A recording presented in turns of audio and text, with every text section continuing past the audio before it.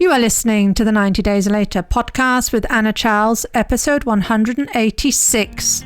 Welcome to the 90 Days Later podcast, where we talk about what really happens when you take a break from drinking. And it turns out to be the best thing you've ever done. I'm Anna, coach to high achievers who are done waking up with regret and ready to feel in control around alcohol. If you've ever wondered what your life could look like with less wine and more you're in the right place. Hi everybody, and welcome back to the podcast on this very exciting day. Today is 24th of June. This podcast comes out at 6 a.m. So I think in 3 hours time, I am dropping a free training, 10 summer drinking mistakes and how to avoid them. You're going to want to get your hands on this. As I say, it's totally free. But the catch is it's only up in the public space for 3 days. It will escape like Cinderella's pumpkin carriage at midnight, but it won't be at midnight. It'll be on Friday, the 27th of June at 9 a.m. British summertime. It will no longer be there. So you're going to want to get your hands on it. If you're somebody who wants to learn how to drink 50% less this summer without giving up the garden drinks, avoiding the resorts, avoiding going on vacation, without avoiding all your friends, and without having to then say, I'm going to have to start from scratch in September, you're going to want to have this, because I'm also going to make a tremendous offer for you. You are going to want to get your mitts on this. So get your hands on that training. Loads of value, packed with value. Let me know how you get on with it. Let me know what your main takeaways are. Nab yours now. All right, so today, this topic comes up frequently, not all the time, but frequently. And when it does, it really people feel it. And this topic, therefore, for you, depending on where you are in your journey, it might hit a little close to home. And it's on the topic of permission. Now, this is not the kind you give to others. This is the kind of permission you give to yourself. Because, and hear me on this, when it comes to drinking, especially in that I deserve it window between around 4 and 8 p.m., permission is everything, right? So there is a strange double standard that we live with, and that's where I want to start. I want to start with something I hear a lot. Now, my client might be horrified. For instance, they are generally horrified at the idea of drinking at 10 or 11 a.m., right? That would be terrible. If I ask them about this, I kind of wrinkle their face and say, no, of course not. Never have. But the situation is different when the clock rolls around to 4 o'clock or maybe 5 o'clock or 6 o'clock, and suddenly it all gets a little bit fuzzy, right? We start to, yeah, that's when I would drink. Does that sound familiar? Now, I want you to think about this, because you could be stressed to the eyeballs at 10 a.m. You could be overwhelmed by noon. But the idea of a drink then still feels totally unacceptable. However much stress we're dealing with, we are not going to rush out and pour ourselves a drink. Yet as the day wears on, something shifts in us, right? That same drink that felt off limits at lunchtime suddenly starts to sound like a reward, and a very good reward, and a reward that we've really earned, right? Your brain starts making the case. It's kind of like it steps into the court and starts making a case. And it will say things like, it's just one. It's been a long day. You don't need to be so hard on yourself. Now, these are all what I call permission-giving thoughts. Here's why. They sound reasonable. We can often agree with them. They might sound innocent, but they are sneaky, right? They start to seep in, and they slowly rewrite the version of the day and the version of you, who you were originally trying to honor. Right? Initially, you would have had a plan, but now we're starting to say, well, maybe today isn't such a good day to do it. Maybe I should wait for tomorrow. Now, this is not about being wrong. This isn't about shame. This is about being aware, right? Being aware of the moment when you start giving yourself permission to abandon what you wanted. Because if you can give yourself permission to drink, think about this. You can also give yourself permission not to. You can give yourself permission to have all those feelings and still say, look, I had that plan. I'm doing it. I said I was going to do it, and I'm going to do that because that's what I decided I wanted. Now, there is another twist on the whole topic of permission, and one that often hits hard for many of my clients. And this is when other people try to give you permission. And this is not in a mean way. This is in completely they actually have their best of intentions for you. So here's how it goes. Maybe you've made a plan not to drink tonight. Let's just say you're going to be alcohol free tonight, and you're doing very well, and you're committed to your plan, and you kind of like it. And then maybe your husband says something like, you know what, it's okay if you have one. Maybe this will happen this summer. This happens a lot when the weather's good, right? We're going outside. It's okay to have one. I mean, I don't mind. You can have one. You've had a hard week after all.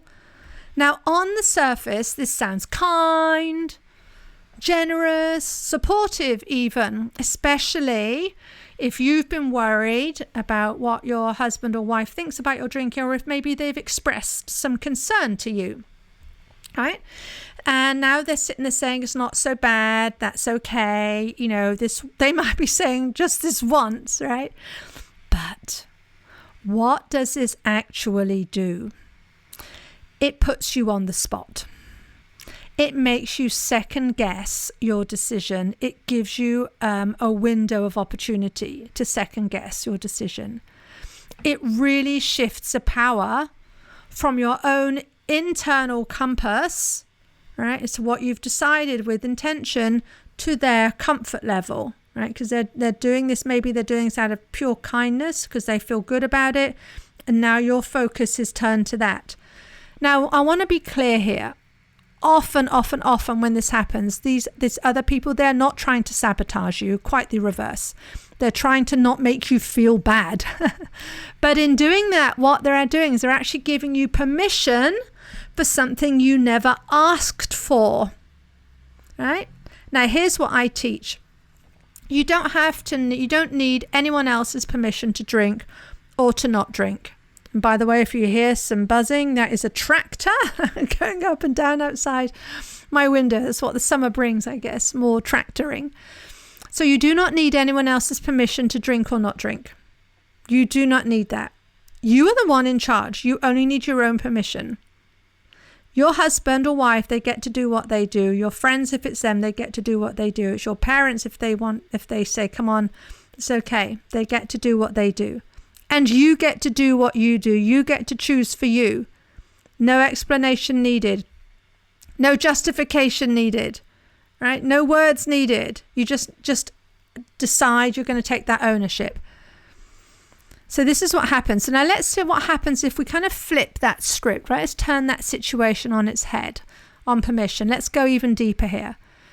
When you find yourself giving yourself permission to drink, and maybe this was kick-started by someone else saying, yeah, it's okay. Come on, Anna, you can have the drink. However that is, if you find you're in that kind of, you're treading out of, I'm trusting myself and I'm secure in my plan, into kind of the no man's land of, shall I look at this?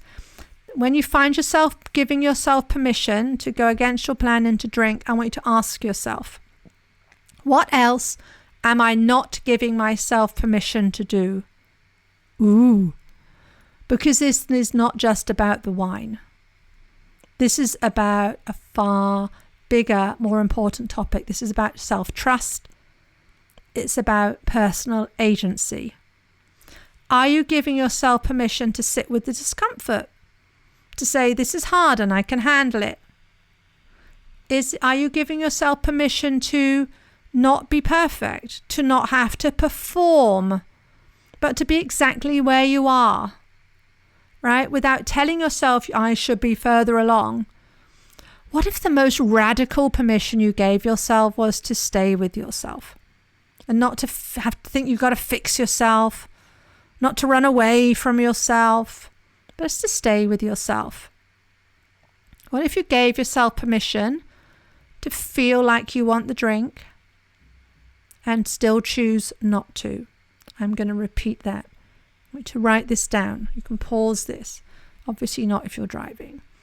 What if you gave yourself permission to feel like you want the drink and still choose not to drink it? Because here's the truth. Your desire for that drink is not the problem.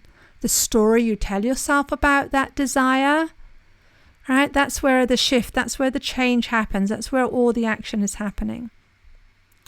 Now I want to talk about what giving yourself permission really means. Permission is not about indulgence. It's about really setting yourself up for what you want. It's like standards for yourself. It's like saying, I trust myself enough to want something better, even when part of me still wants the old thing. It's not about never wanting wine again. That's so surface level. It's about not needing wine to give yourself what you actually crave. Because when you learn how to meet your own needs on your own terms, you stop outsourcing your peace of mind, your relaxation, your sense of, I can kick back now. You stop outsourcing that to the glass of wine. You really do. You start giving yourself permission to follow through on what you really want. And that is what I want for you. So the next time you catch your brain writing the permission slip, right? And you will, if you're becoming more aware, you will see this. I want you to pause and I want you to ask, is this really what I want? Right? And then whatever your answer, I want you to stand by it on purpose. And if you're ready to stop handing over, the responsibility and your power, but just to control, that sense of control to the clock, to how you're feeling, or to someone else's opinion, even if it's your husband and they're just wanting to be kind to you. If you want to start making decisions from your future self around it comes to alcohol, I can help you do that. This is exactly the work we do in my one-on-one coaching. We untangle all the patterns, untangle all the emotions, we rewire all the self-talk, and we just build a version of drinking that actually feels good because you chose it. Whether that means drinking less in one sitting, drinking less overall, and maybe never drinking again. And if you want to explore what that looks like for you, if you are ready, and by the way, being ready is a decision. You can still go ahead and take the action, like people say, and feel the fear. But, do not sit around waiting to be ready. Think about the things in your life when you would have waited to be ready. You would have done half of what you've done. When you are ready, I want you to book that call with me. Remember, you're not waiting for permission anymore. You are leading yourself forward. Thank you so much for being part of my world, being in my little corner of the internet. Got questions? You can reach me on anna@90dayslater.co, and I will see you next week. If this episode hit home and you're ready to explore what life could look like with alcohol in the backseat, let's talk. I work with people one-on-one who are ready to create the relationship with alcohol that works for them, so they feel powerful in their choices and at peace with their habits. Go to 90dayslater.co and click on book a call, or grab one of the free guides in the show notes to this episode. And if this podcast is helping you, a rating or review goes a long way to help others find this work too.